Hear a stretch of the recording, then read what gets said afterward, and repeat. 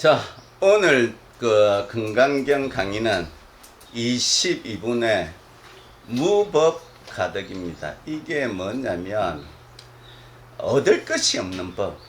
그러니까 내가 뭐 공부를 한 데서 진리나 법을 얻는 게 아니라는 그런 뜻입니다. 이제 그 안에 내용에 보면 이제 이런 말이 있죠. 가장 높고 바른 깨달음은 법이 없는 것입니까? 이렇게 수고리가 물으니까 열애가 그렇다 그러죠. 다른 말로 하면 가장 높고 바른 깨달음은 법이 없다는 것을 아는 거죠, 그죠? 근데 이 말이 어려우면서도 어떻게 보면 가장 쉬워요. 보살님들이 살아갈 때 주변 분들에 대해서 어떤 있잖아요. 평가를 할 때 가장 아름답게 사는 사람을 일러서 어떤 사람이라고 이야기합니까? 가장 아름답고 바르게 살아가는 사람들을 칭찬할 때 쓰는 말이 뭐냐면은 저분은 법이 없어도 사는 분이라고 이야기하죠. 그죠? 예? 그런 사람이 들어있죠. 예. 자, 그런데 여기서 봅시다. 법이 없어도 사는 분이라는 이 분이 어떻게 행동을 하는 사람이에요? 법이 없어도 사는 분은 말 그대로 가장 바르게 착하게 사는 사람이죠. 그죠? 예?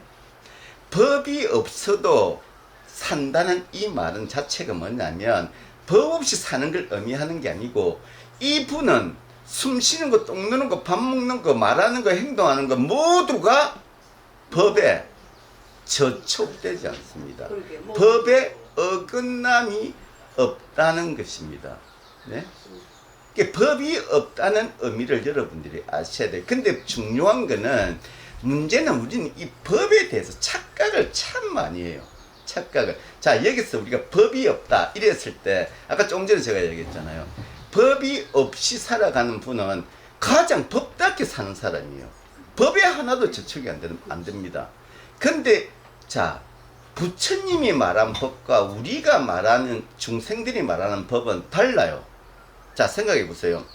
부처님이 말한 법은 이치대로 살아가는 거고 우리가 지금 법이 없어도 살아간다 이 말은 뭐냐면은 우리가 아는 법은 중생이 만든 법은 이치가 아니에요. 어떤 거냐면 억제입니다. 벌을 주는 거예요. 도둑질하면 너 30대 곤장 맞아야 돼. 너 강도질하면 곤장 50대 맞아야 돼. 인간의 법은 벌을 주는 걸 원칙으로 하고 있습니다. 근데 그 벌의 원칙이 뭡니까? 법을 지키지 아니할 때 우리 중생들의 법은 그 제재를 하기 위해서 만든 거예요. 그러니까 우리 중생의 법은 제재입니다. 그런데 부처님이 말한 법은 그런 제재가 아니에요. 말 그대로 이치입니다. 자, 그러면 어떻게 정확히 다르냐면 자 보세요. 법이라는 글자를 제가 한번 설명을 해 드렸을 겁니다. 법이 뭐냐면 삼수변에 갈 겁니다. 삼수가 뭡니까? 물수자거든요. 물이 흘러간다. 이게 법자입니다. 그러면 물이 흘러간다는 이 말의 뜻이 뭡니까?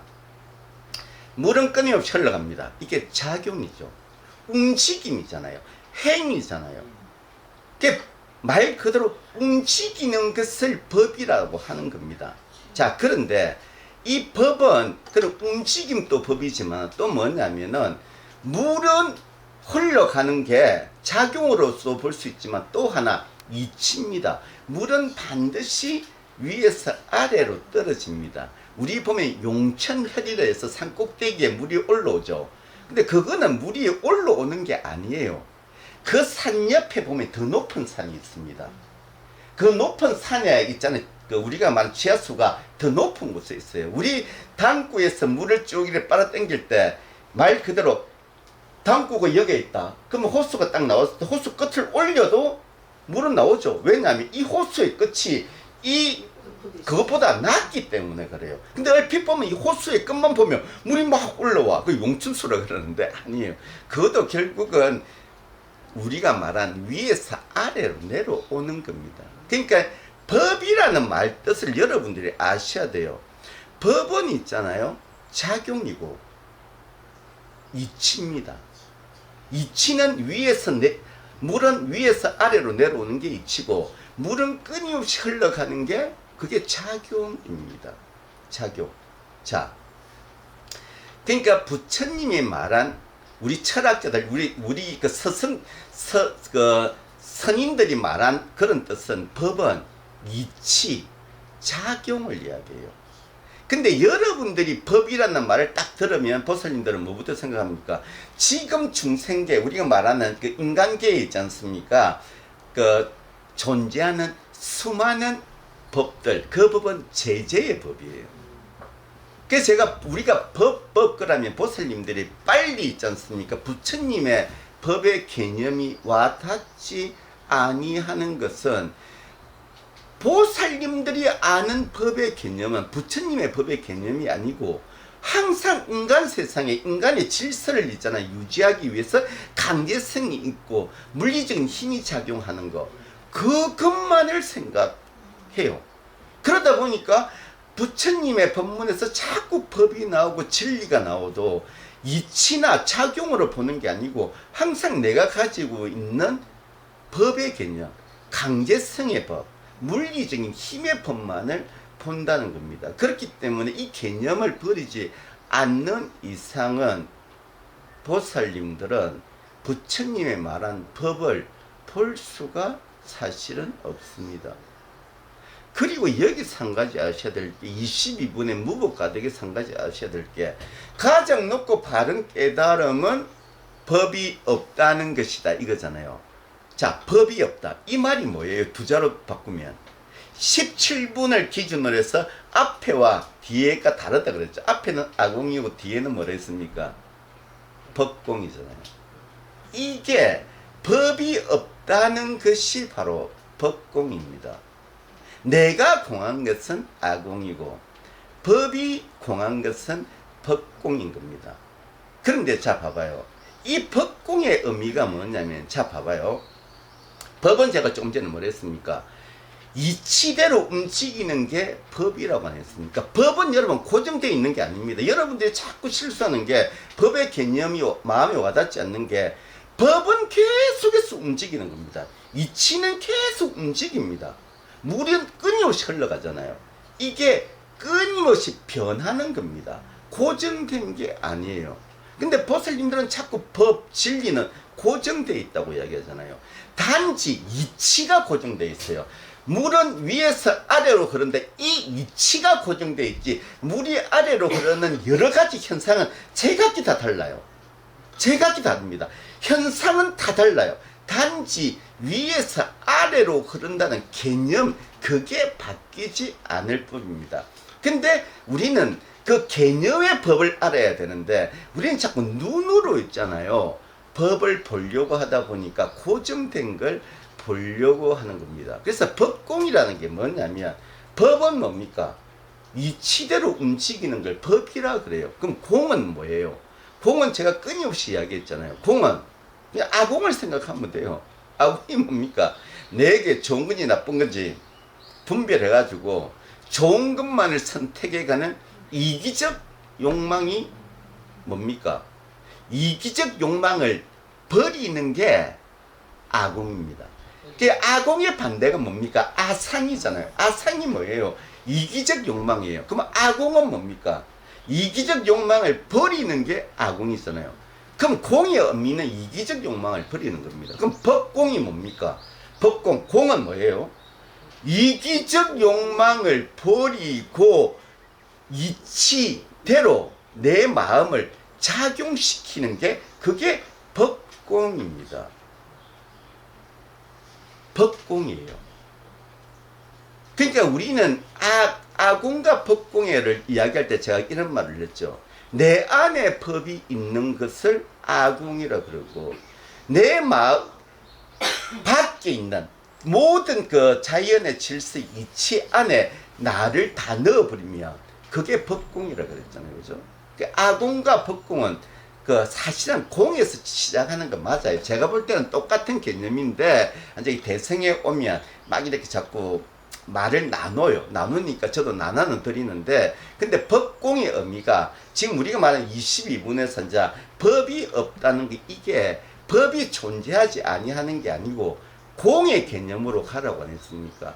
말 그대로 무아가 없다는 뜻입니까? 아니잖아요. 나라고 할 만한 게 없는 것을 무아라고 하듯이, 공이란 자체가 나라고 할 만한 게 없는 것 아닙니까? 그런데 이제 말 그대로 아까 이야기한 대로 이게 자 법의 개념으로 들어가 보면, 우리 좀 아침에 보슬님들 저 앞에 그 다리에서 차 타고 왔죠. 근데 다리 밑에 물 흐르는 거 봤어요? 봤어요? 그럼 지금 내려가면 또 물이 흐르고 있겠죠. 그럼 지금 내려가서 보는 그 물이 아침에 흘렀던 물이에요? 아니잖아요. 근데 자, 우리가 저 시냇물을 볼 때 여러분들이 물 하나하나의 개념으로 볼까요? 아니면 물 전체로 보고, 막 우리가 낙동강물을 할 때 낙동강물을 그 강의 그 물 있잖아요, 하나하나로 보는 겁니까? 아니면 낙동강 전체로 보는 겁니까? 전체로 보는 겁니다. 이게 바로 여러분들이 법이나 공이나 이런 걸 고정시켜서 보는 거예요. 실질적으로 여러분들이 법을 보려면 그 안에 하나하나의 요소를 분리시켜서 볼 줄 알아야 됩니다. 여러분들이 다리 밑에서 물을 봤잖아요. 어저께 흐른 물은 오늘 물과 틀리는 물이에요. 틀리는 물입니다. 그런데 물은 저 꼭대기부터 저 바닥까지 계속 흘러가고 있습니다. 그러니까 우리는 저걸 시냇물로 본다면 시냇물 하나로서 있잖아요. 저 물을 전부 다 통일시켜 버립니다. 그렇죠? 이게 바로 고정된 거예요. 시냇물로 고정시켜서 보는 겁니다. 여러분들이 있잖아요, 진짜 윤회를 보려면 이것을 낱개로 볼 줄 알아야 돼요. 낱개로 본다는 게 뭐냐면, 자 봐봐요. 어제 흐르는 물과 오늘 흐르는 물, 말 그대로 그 물은 틀립니다.